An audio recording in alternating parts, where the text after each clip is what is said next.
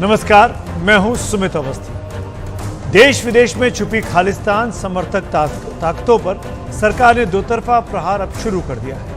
पहले विदेश मंत्री एस जयशंकर ने संयुक्त राष्ट्र की आम सभा में बिना नाम लिए कनाडा पर अपनी राजनीतिक सुविधा के हिसाब से आतंकवाद को प्रश्रय देने का आरोप लगाया और फिर प्रेस कॉन्फ्रेंस कर साफ कर दिया कि भारत सरकार हत्या कराने की नीति पर नहीं चलती।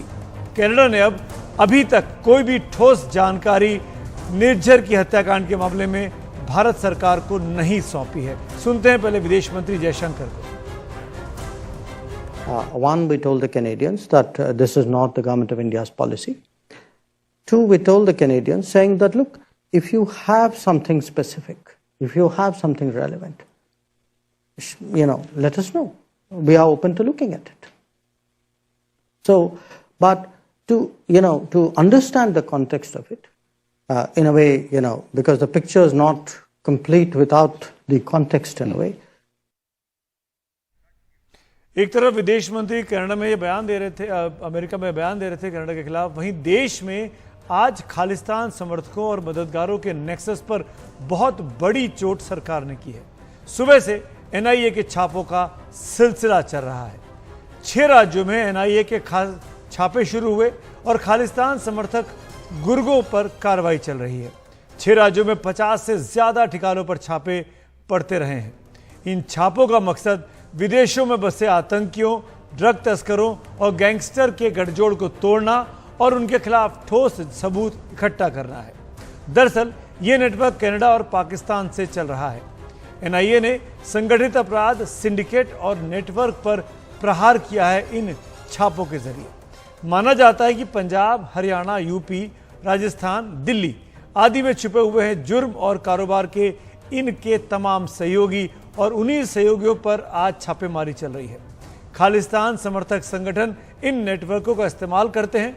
एनआईए का कहना है कि अर्श डल्ला, गौरव पटियाल जैसे भगौड़े देश विदेश की जेलों में बंद खालिस्तान समर्थक तत्वों के साथ संपर्क में रहते हैं और वहीं से वो लक्षित हत्याएं यानी टारगेटेड किलिंग करा रहे हैं। इन छापों का वास्ता अगस्त 2022 से रजिस्टर्ड 3 केसों में से दिखाई देता है। ये केस कनाडाई गैंगस्टर लखबीर सिंह, पाकिस्तान के हरविंदर सिंह रिंदा और अमेरिका में रह रहे जीएस पन्नू के खिलाफ है।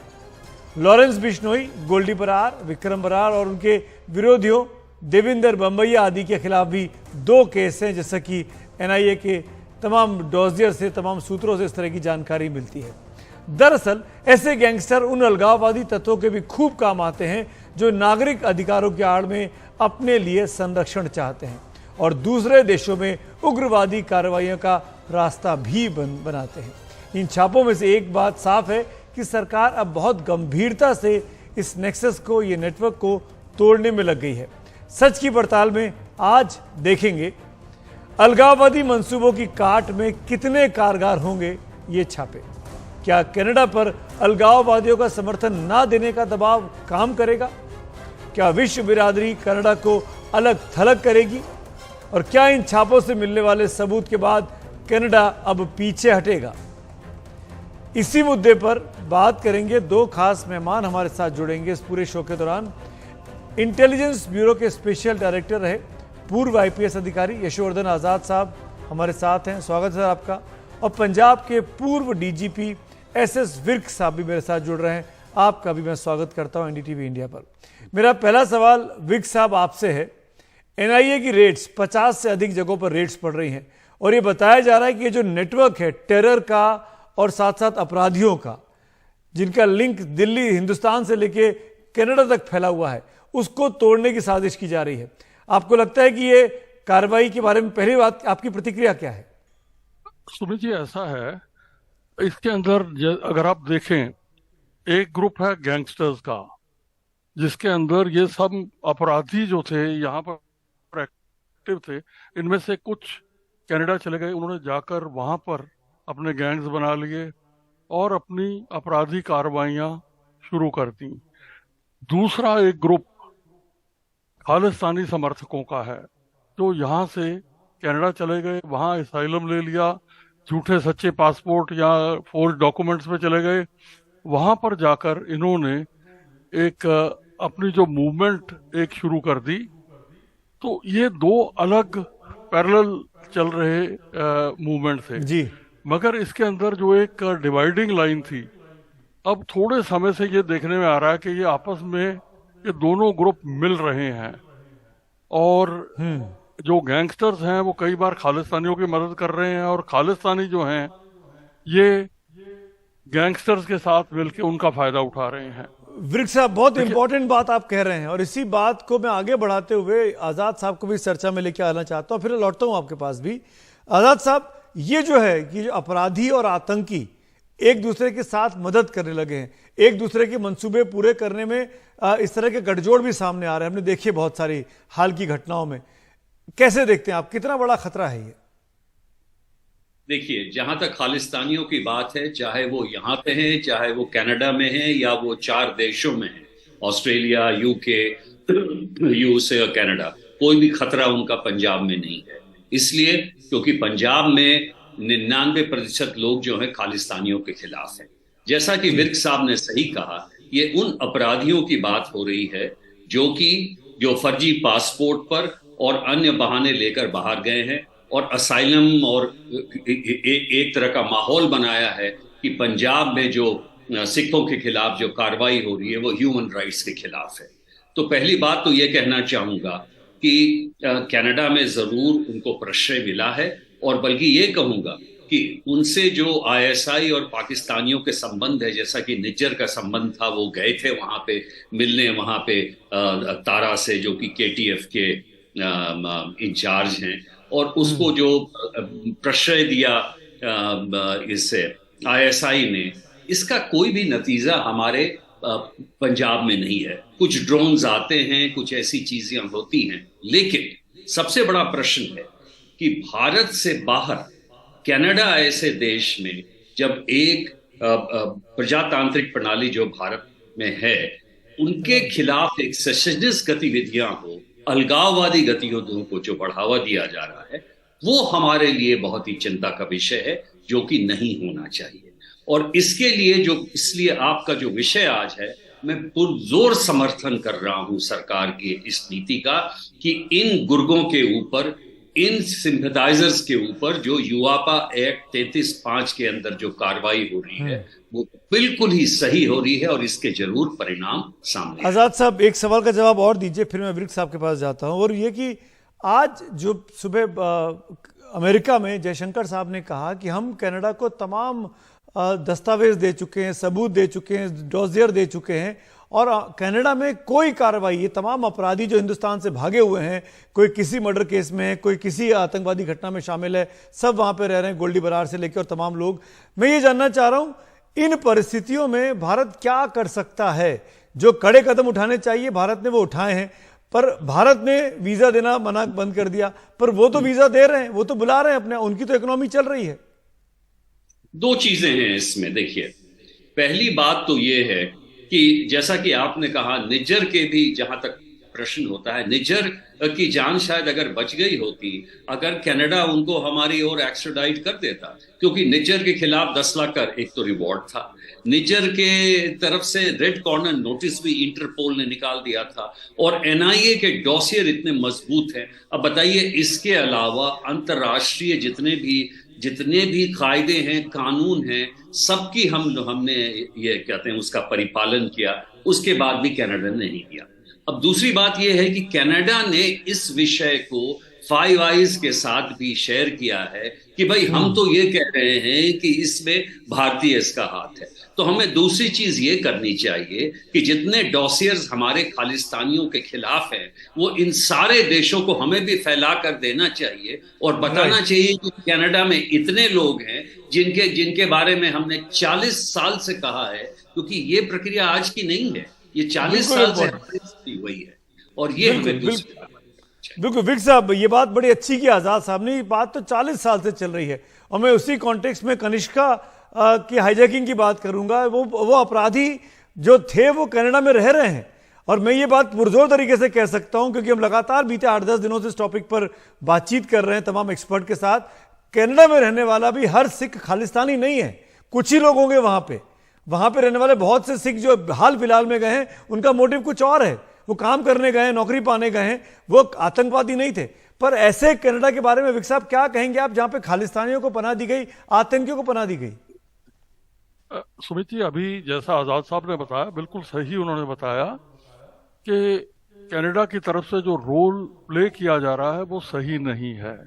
अब हमारे यहाँ पंजाब में क्या हो रहा है, कत्ल पंजाब में हो रहा है, जिम्मेवारी एक गैंगस्टर कनाडा में बैठा हुआ ले रहा है, फिरौती की कॉल कनाडा से पंजाब के अंदर आती है और उसको एग्जीक्यूट जो किया जा रहा है वो हमारे पंजाब में किया जा रहा है। वहाँ के क्राइम और गैंगस्टरिज्म का जो फॉलोआउट है वो हमारे पंजाब के ऊपर हो रहा है। तो मेरे ख्याल में ये एक ऐसी चेन है जिसे तोड़ना बहुत जरूरी है। अच्छा, दूसरा, इनके साथ कुछ खालिस्तानी एलिमेंट्स जो हैं वो भी साथ देने लग गई हैं। अच्छा, अब ये सारा विवाद जो अभी शुरू हुआ है, ये कब शुरू हुआ? जिस वक्त पार्लियामेंट में प्रधानमंत्री कनाडा के, उन्होंने निज्जर के कत्ल के लिए भारतीय एजेंसियों को जिम्मेवार ठहराया, जो कि एक बहुत ही गैर जिम्मेवाराना और दुर्भाग्यपूर्ण वक्तव्य था। मेरे ख्याल में वो उन्होंने पूरा दुर्लक्ष्य किया अपने देश के अंदर जो घटनाक्रम चल रहा है। 2 साल पहले रिपुदमन सिंह मलिक का मर्डर किया गया, वो किसने किया? उससे पहले तारा सिंह हेर का मर्डर किया गया, उससे पहले उसकी लाइफ पे अटेम्प्ट की गई, उससे पहले कनिष्का प्लेन को उड़ाया गया। ये मैं नहीं कह रहा, ये कनाडा की जो पुलिस है जिन्होंने वो केस इन्वेस्टिगेट किए, बिल्कुल ये उनका कहना है। उसके अंदर बहुत से लोग। विक साहब और आजाद साहब, मैं लौटता हूं आप लोगों के पास और ये बताते चले, दर्शकों को याद दिलाते चले कि ट्रूडो साहब माइनॉरिटी की सरकार वहां चला रहे हैं। उनकी जो सपोर्टिव पार्टी है एनडीपी, जिनकी मदद से वो सरकार चल रही है, वो सिख पार्टी और खालिस्तानियों का समर्थन करते आई है, हिंदुस्तान के खिलाफ वाली विचारधारा को समर्थन करते आई है। इसीलिए कई बार इस पूरे बहस को राजनीतिक चश्मे से भी देखा जाता है। एक ब्रेक के बाद लौटते हैं, दोनों महानुभाव मेरे साथ बने हुए हैं, तुरंत लौट के आते हैं। आप देखते रहे एनडीटीवी इंडिया।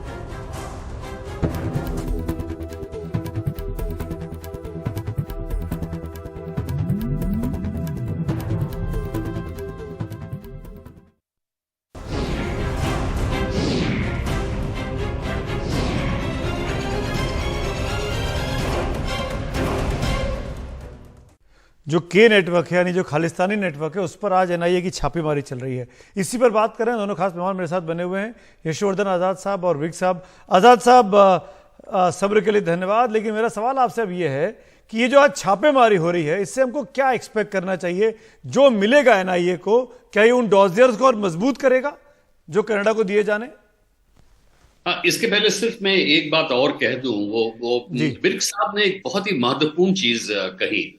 वो ये, इन्होंने पिछले भी जितने जो गैंगस्टर या खालिस्तानी थे उनके मर्डर के बारे में बात कही और ये कहा रिपुदमन मलिक का जैसे मर्डर हुआ था, और उसके बाद निज्जर के बाद एक और का हुआ, शर्दुल या जो भी उसका नाम था।